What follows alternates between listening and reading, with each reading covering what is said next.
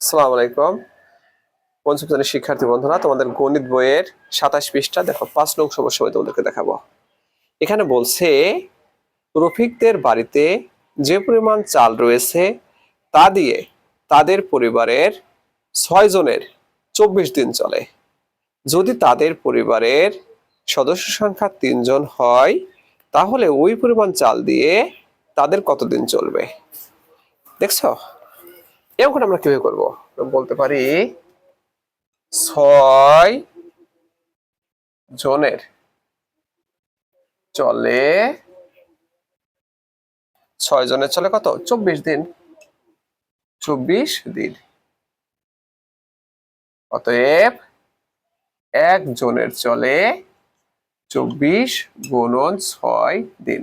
দেখো, তোমাদের গত ক্লাসে আমি বলেছিলাম যে খাদ্য এবং কাজ এটা কিন্তু একজনের ক্ষেত্রে বেশি সময় লাগে।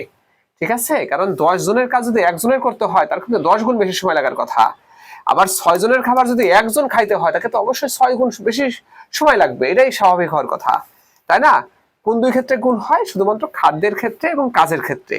দেখো, 6 জনের যে খাদ্য 24 দিন চলে সে খাদ্যে একজন খেলে তো অবশ্যই তার 6 গুণ বেশি সময় লাগবে, তাই না?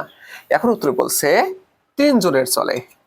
3 জনের চলে, এটা আমাদের বের করে দিতে হবে।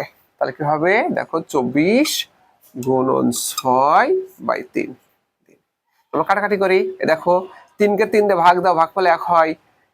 3 দিয়ে 6 কে ভাগ দাও, ভাগফল কত হবে? 2। তাহলে কত হয়? 24 2 48 দিন। অর্থাৎ 3 জন লোক যদি ওই খাবার খায়, 6 জনের খাবার খায়, তাদের 48 দিন চলবে। ঠিক আছে?